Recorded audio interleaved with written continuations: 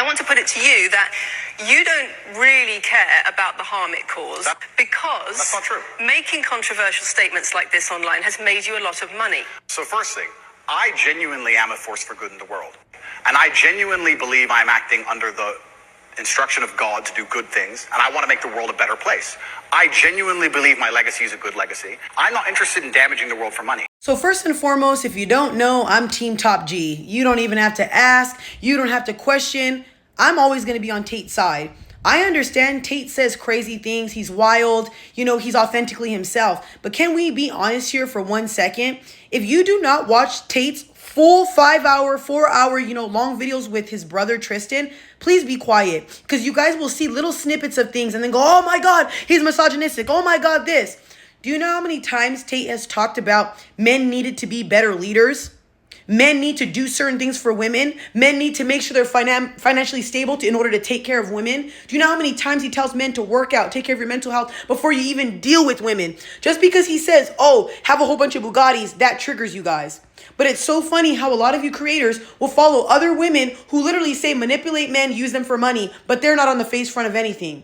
And it's also really trips me out about this whole situation is all of this, that's been happening, his accusations, all this stuff, there's no proof. There's no evidence. It's just he said, she said. Imagine being locked in a dungeon for 92 days.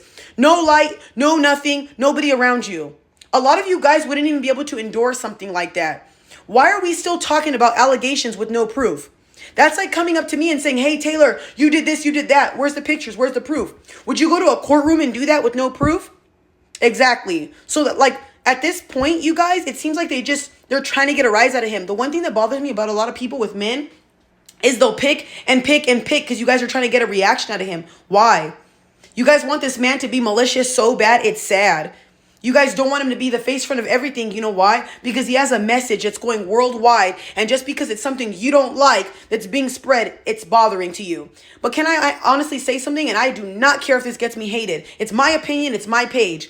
You're going to sit here and tell me that this man who's trying to help younger men feel better about themselves, who don't have father figures, who need a voice for men defending them, you're trying to cancel this man, but yet you have all these trans and all this stuff coming face forward, emasculating our men, making our men feminized, and we support that.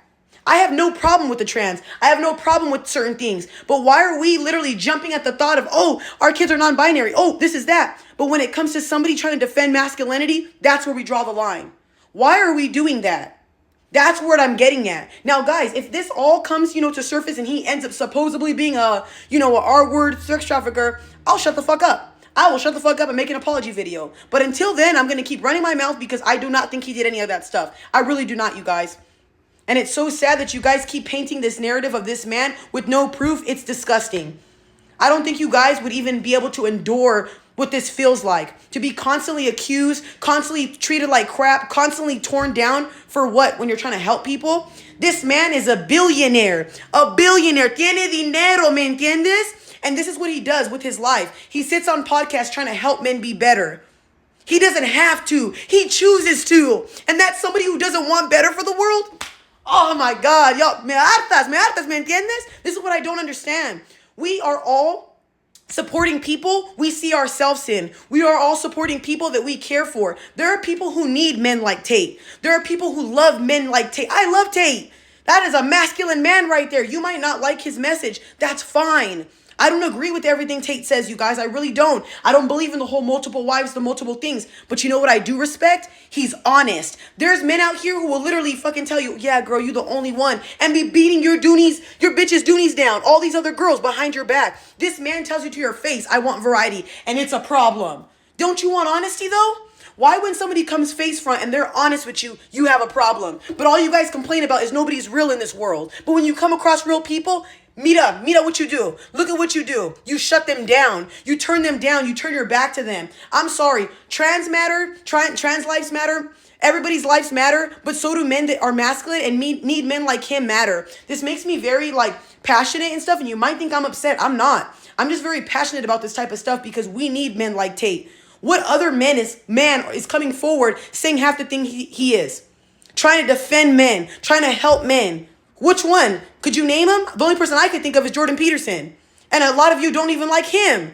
So it's like, dude, any man who comes forward and is honest about things, y'all literally like to take down of everything. And it's so sad. Imagine working that hard to build up something just for one girl to make an accusation your whole life's over. You would never know what that feels like. And from somebody who's had brothers incarcerated, I know what it's like to see that type of stuff. So you guys might think, oh, you're a pick me or this or that. I've lived it. I've seen it. You can call me whatever you want.